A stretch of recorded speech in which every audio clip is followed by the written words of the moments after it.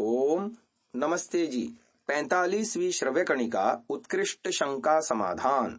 मानव मन को आंदोलित करने वाले लौकिक पारलौकिक प्रश्नों के सटीक उत्तर समाधान करता है स्वामी विवेकानंद जी परिव्राजक। पुस्तक संपादित किया है डॉक्टर राधा वल्लभ जी चौधरी MBBS जबलपुर द्वारा। पुस्तक प्रकाशन दर्शन योग महाविद्यालय आर्यवन रोजर से हुआ है। 129वीं शंका है, कृषि करने के दौरान केंचुआ आदि छोटे जीवों की मृत्यु यदि हो जाती है, फिर हम हिंसावादी हुए कि नहीं। समाधान कर रहे हैं। कृषि करने से लाभ भी तो होता है, बहुत सा पुण्य भी मिलता है, खाने को बहुत सा अन्न मिलता है, बहुत से प्राणियों की रक्षा होती है। कृषि करने से कुछ प्राणी मरते भी हैं, इससे हिंसा भी होती है। इस प्रकार कृषि से बहुत कुछ पुण्य और थोड़ा बहुत पाप होता है, इसलिए कृषि को मिश्रित कर्म माना गया है। अगर आप मिश्रित कर्म के फल से बचना चाहते हैं तो खेती छोड़ दें, दूसरा खेती करेगा जिसको करनी हो। हर व्यक्ति एक ही काम करे यह आवश्यक नहीं है। अपनी रुचि के अनुसार वह अपना व्यवसाय चुनने में स्वतंत्र है। जिसकी जैसी रुचि होगी वह वैसा काम करेगा। योग्यता भी हो और रुचि भी हो तभी काम को करना चाहिए। आगे 130वीं शंका है, रोग दूर करने के लिए और स्वच्छता के लिए आज कीटनाशक दवाओं का इस्तेमाल अनिवार्य हो गया है, क्या ऐसा करना भी हिंसा करना होगा। समाधान है, आप अपनी जीवन रक्षा के लिए कीड़े मकोड़े आदि प्राणियों को मारते हैं। वस्तुतः वह हिंसा तो है ही, उसका थोड़ा बहुत दोष भी लगेगा। यह अलग बात है कि आप खेती करते हैं, बहुत सा अनाज उत्पन्न करते हैं, उससे बहुत से प्राणियों की रक्षा भी तो करते हैं, उससे पुण्य भी मिलेगा। पर जितना जितना प्राणियों को दुख देते हैं उतना उतना हिंसा भी मानी जाएगी।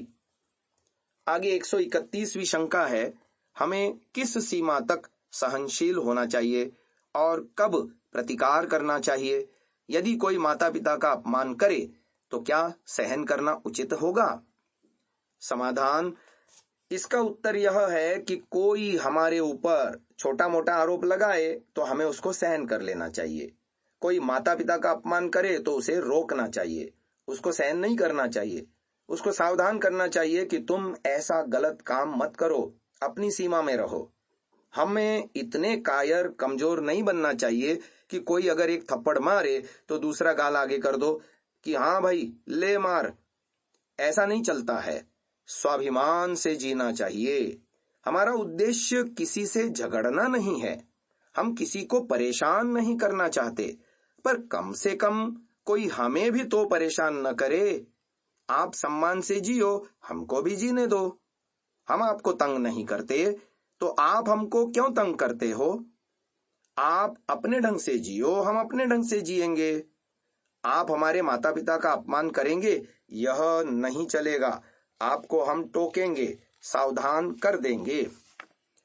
आगे 132वीं शंका आ रही है, आयुर्वेद में लिखा है कि मांस खिलाओ और वह वैद्य मांस खिलाए तो क्या उसको पाप नहीं लगेगा।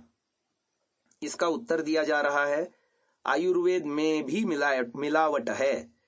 आयुर्वेद कौन से ग्रंथ का उपवेद है, वेद का है ना, तो आयुर्वेद का बेस तो वेद है। अब बेसिक ग्रंथ वेद को देखो, क्या उसमें मांस खाने को लिखा है, हाँ या ना। उत्तर है नहीं। जब नहीं लिखा वेद में मांस खिलाना तो क्यों खिलाएं।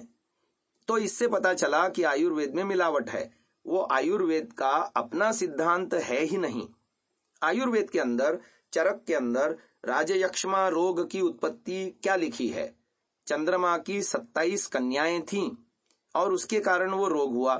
क्या गप्पे मार रहे हैं, क्या चंद्रमा की 27 कन्याएं हो सकती हैं। ऐसी ऐसी कत्थकड़ आयुर्वेद के अंदर बिना सिर पैर की बातें मिला दी गई हैं।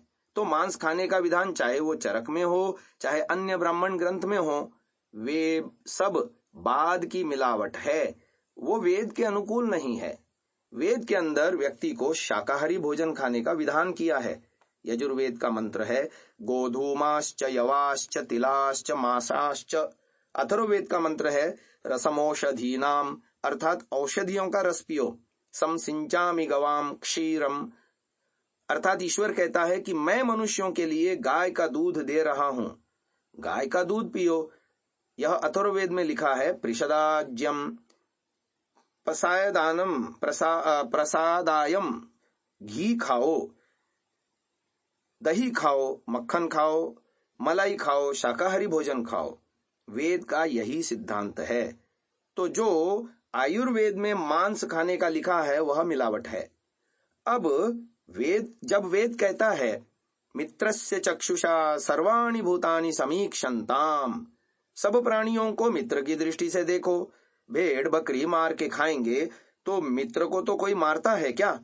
इसलिए वे सब गड़बड़ बातें हैं, उनको छोड़ देना चाहिए। शरीर में मांस की कमी हो गई तो मांसवर्धक शाकाहारी भोजन बहुत मिलता है जो मांस की वृद्धि करता है। आप घी खाइए, मक्खन, मलाई, मिठाई, केला, आलू, अरबी आदि लीजिए, देखिए मांस बढ़ जाएगा। अच्छा खुश रहिए और थोड़ा अच्छे से सो जाइए। खूब खाएं और खूब सोए, देखो आदमी मोटा हो जाएगा। खाम खा कुड़ता रहे, दुखी होता रहे तो सारी चर्बी उतर जाएगी, कमजोर पड़ जाएगा, घिस जाएगा। आयुर्वेद में अपने शाकाहारी तरीके से भी शरीर की वृद्धि विकास के विषय में बहुत लिखा है, उस हिसाब से हमको करना चाहिए।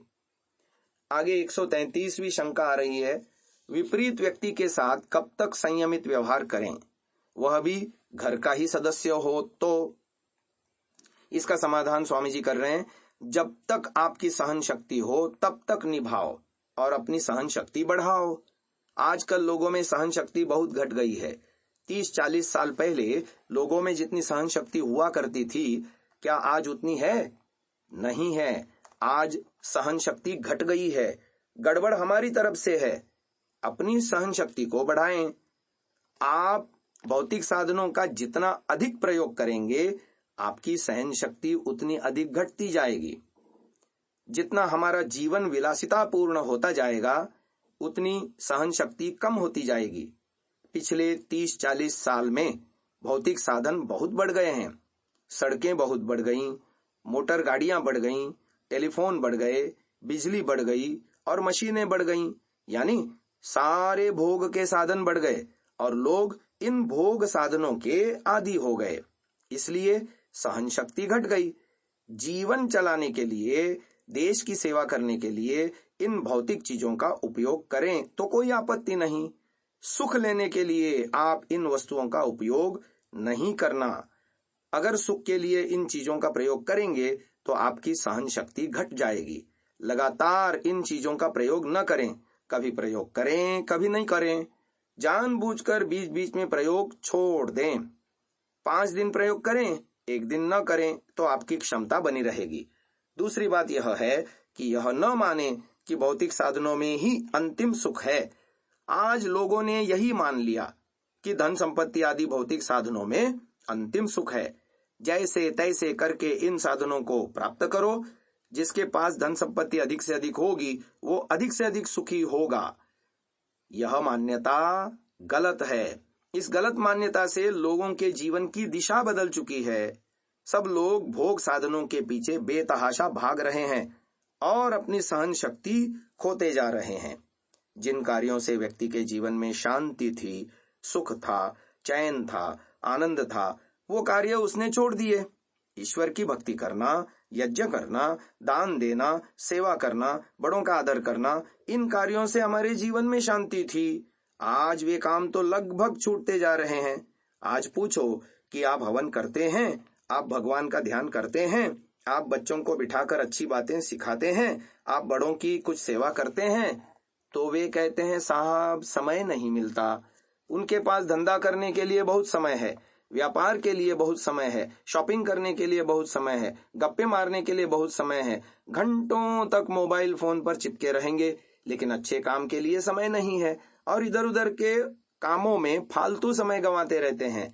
शांति देने वाले काम तो छोड़ दिए, तो फिर शांति कहाँ से मिलेगी?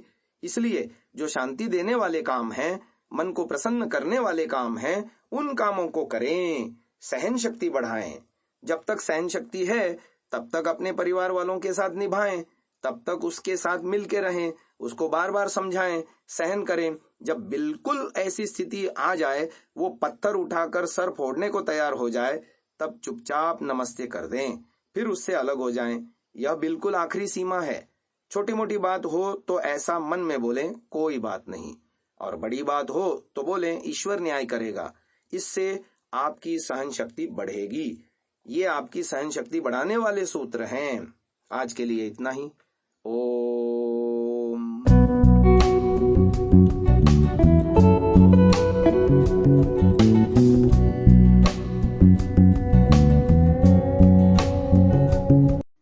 डाउनलोड सांसा ऐप, आर्यवीर दल ऐप। Visit sansa.org, arvirदल.in।